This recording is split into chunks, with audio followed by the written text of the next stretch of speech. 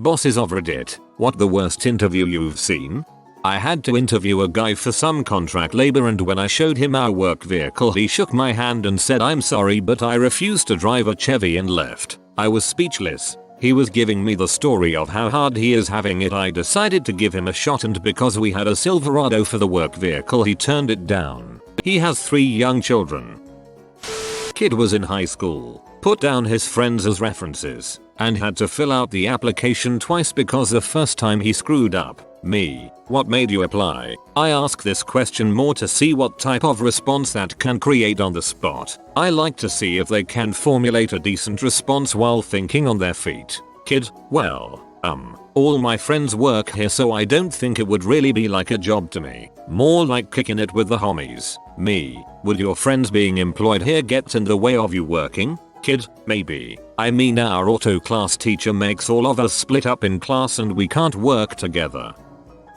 I work in software development. As part of the interview process at my company, our candidates interview over Skype using a code sharing website for them to complete a small and relatively simple problem to help weed out candidates who are dishonest on their resumes. In one of my interviews, I started with the usual introduction of myself, my role within the company, so on and so forth. I introduce her to the task and explain that it'll be on a code sharing website and that she'll need to follow the link I will send her to access it. I paste the link into the text window and explain to her how to access it. Some people haven't used Skype before and don't know how to access text chat in a video call. She smiles and nods and asks me when I'm done, will you be writing the link on the whiteboard? What whiteboard? I look behind me and remember that yes, there is a small whiteboard behind me, and this woman was expecting me to handwrite the, not so short, link and she would read it off the webcam to type it into her browser. No, I explain, I sent you the link within Skype itself. If you'll just click. I'm forced to trail off as she reaches forward and picks up her webcam, which I'm assuming was mounted to the top of her monitor. I get a nice close-up of her eye as she peers inside the camera, then turns it on its side to observe it some more. I ask her what she's doing. Trying to find the link, she replies, dumbfounded. I once again explain that the link was sent over Skype and wouldn't appear behind me nor on the webcam. She resumes the smile and nod routine as I ask her to follow my directions to access the Skype text chat window. I ask her to wave her mouse cursor over my face until she sees some buttons appear. She takes her hand off the mouse, raises it, and waves it over the screen. I explain to her again that she needs to use the mouse and she smiles and nods again. After about 15 minutes of a 30-minute interview, she did finally discover the link in the Skype text chat, but she proceeded to type it into her browser by hand. She did not make it to the next round. I think you interviewed a simplistic guy.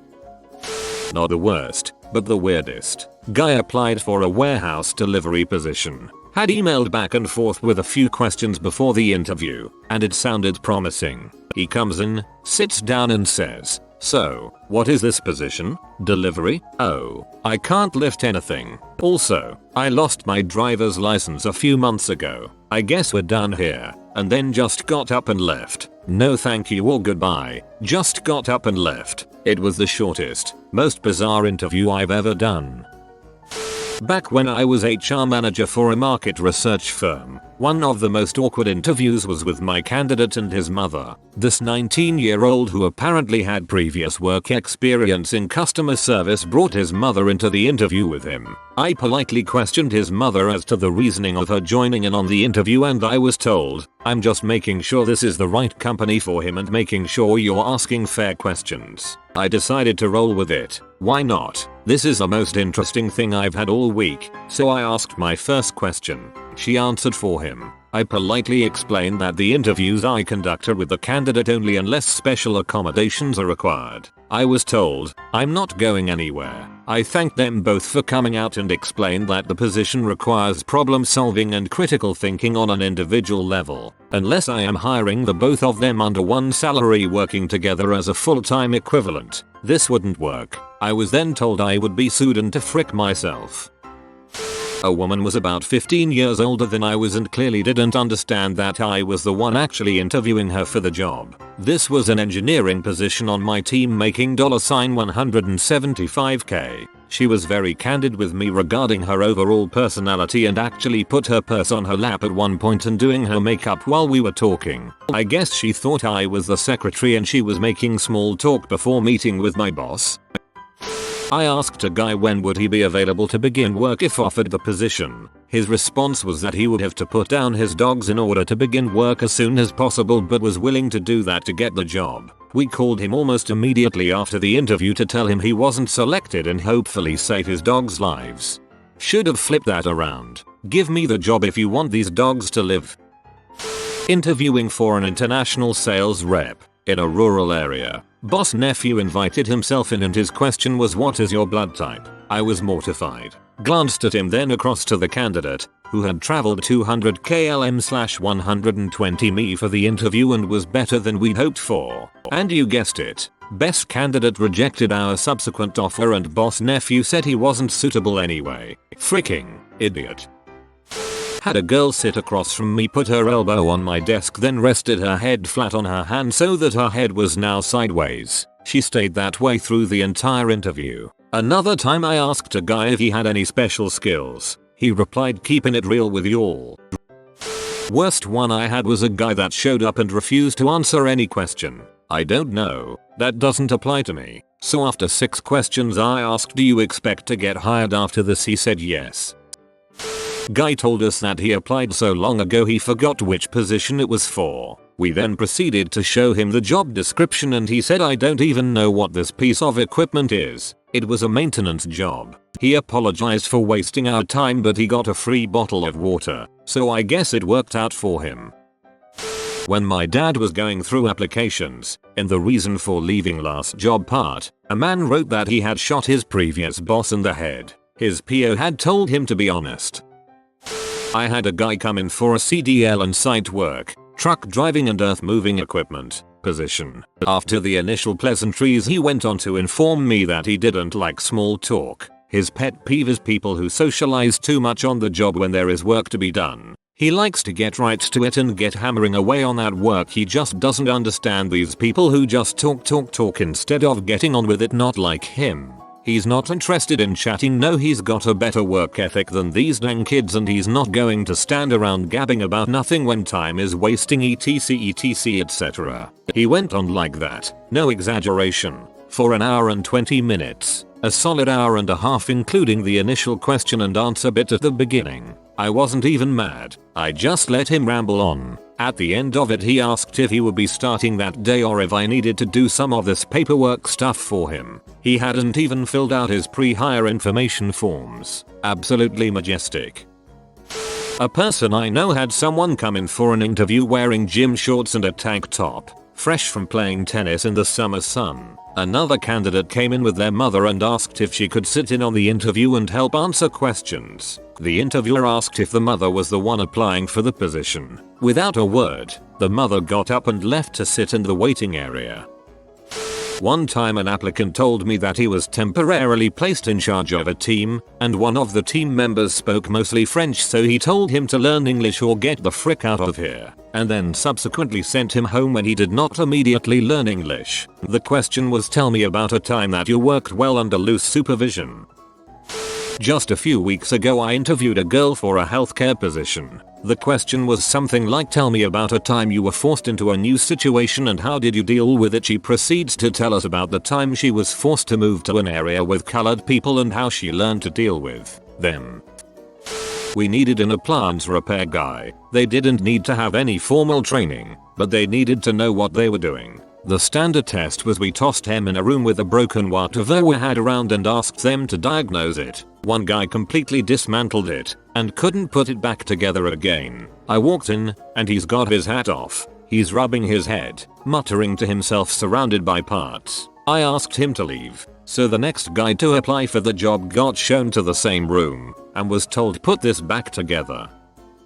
I sat in on interviews with a manager at the restaurant I worked at. I remember this application he pulled specifically cause the kid was from the same rough part of town the manager was. The manager comes in on a 5-minute rant on how much he hates scam artists trying to get money off decent people in the streets. Upon hearing this, the kid launched into a story about telling people he locked his keys in the car with his wallet and just needed $20 for pop a lock. Explains he could make $300 on a good day. The kicker? He doesn't have a car. He laughs while all of us stare at him dumbfounded. Manager kicked him out. He got a job down the street. I was working as a front-end supervisor for a big box retailer going into the holiday season. This was the beginning of November. I get this girl who came in for an interview and I let her know it was seasonal work, but that we would be keeping some of the seasonal hires after January, and inquired as to whether she was looking for seasonal or long term. In the most stereotypical Valley Girl voice I've ever heard, she replied, "Well, I basically got in trouble for bad grades and staying out too late, and my parents are making me pay for my own car insurance this month." That was it. She just stared at me expecting her to hire her on the spot. I did not do that. I do still wonder if she ever got a job that helped her pay her car insurance for that month, though.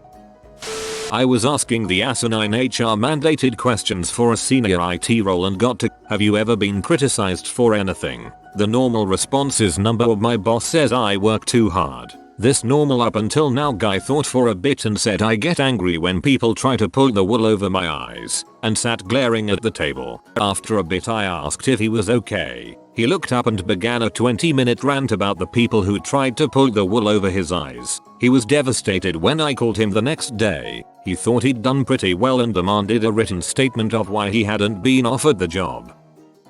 We had an applicant for a teaching position who stated on his resume that he held a Master of Music degree from Yale. When interviewing him, I asked what he thought of Woolsey Hall, Yale's primary concert hall, and its renowned pipe organ. By his answer and facial expression, I could tell he'd never been there. After he left, I called contacts at the university who confirmed that they'd never heard of him and no one by his name had received a degree there.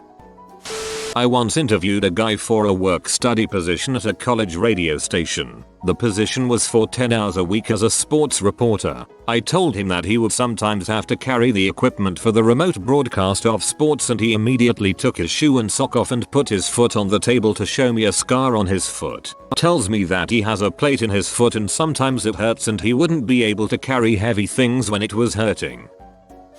Interviewer: "So, what qualities can you bring to the team?" Applicant: I don't know." Interviewer: "Well, what do you consider yourself good at?" Applicant: I don't know." Interviewer: "Okay, why did you apply to the position?" Applicant: "They told me to." Interviewer: "Who told you to apply?" Applicant: I don't know." I'll give you an example of the inverse. Applied to a pool service company. They wanted me to do a ride along for a day to see how I'd work out. Now, pool cleaning is easy. A chimp can do it. It turned out the real reason was to give me what I call the Rush Limbaugh test. There was a point in the day where the guy took a break and turned the truck radio on to listen to Rush. My reaction was monitored very closely. I stayed completely neutral. Well, it turned out that anything less than a rabid and enthusiastic response to Rush disqualified you from working there. Interviewed a lady who, at the time, had been a stay-at-home mom for the past 13 years. Her answer to each question was, "I'm a mom, I deal with that all the time," or something along those lines. Didn't actually answer the question for almost all questions. I felt bad for her, really. I'm not a boss, but my boss was actually just telling me about a woman she interviewed for my job about 6 months before I was hired. She came in for the interview in cut-off jean shorts and a nice top that was more appropriate for the club scene. Anyway, my boss decided early on in the interview that this woman wouldn't be hired. After all the initial, cliche questions, the woman would answer "I'm not sure. They say they're goodbyes. We'll let you know." Kind of crap, even though they didn't hire her. The following Monday though, she came in for work. They had to tell her she didn't have the job and they were still going over all the other applicants. She left but came back Tuesday and then Wednesday, and every day she came in for a week or two, thinking she had the job. My boss finally had to tell her if she came back, they would call the police on her. She finally got the hint, but dang, she really wanted to work, I guess. This sounds like a story an old person would tell about how they actually got a job doing this. I'm a director at a technology company in NY and I was interviewing a candidate for a manager position to oversee a large team of people in the US as well as offshore. This person was a referral from an employee that I didn't think very highly of, but my company takes referrals seriously so I went along with it. This candidate could not have been more unprepared. They had no idea what the company did. They knew nothing about the position they were applying for, and for the first 15 minutes they asked about personal time off, vacation time, and the option to work from home, and then asked if they could get started immediately. I'm not a boss, but at a previous job I was often asked to do technical interviews for software engineer and software engineer in test positions. This one guy comes in for an interview and a coworker and I go in to do the usual thing. At this point this particular coworker and I have done enough interviews to where we know where each other is going with a certain line of questions, so we just start doing our thing. However, it very quickly became apparent this guy didn't know his head from his ass. From a hiring perspective it was an easy pass, but we couldn't just end the interview there and send him on their way. People seem to get mad at that, so we start asking him progressively easier and easier questions, and he keeps getting them wrong. Eventually I dip into programming 101 stuff and ask him about basic data types. Still fails miserably. I look at his resume and it says something like expert Java programmer, so I ask him an opinion question. What's your favorite thing about Java? Oh, I don't really know it. I just know they used it at my last company. In my head I'm thinking, then WTF is it doing on your resume? I mean, if you wanted the keyword you could have said something like worked with Java or familiar with Java environments or something vague, but dang. At that point you can't trust anything on the guy's resume. Red flags everywhere. So after the most grueling hour interview I've ever been through, we start going through the end routine. We thank him for his time and ask him if he has any questions for us, and this guy without skipping a beat is like, so when do I start? I feel like I nailed that interview.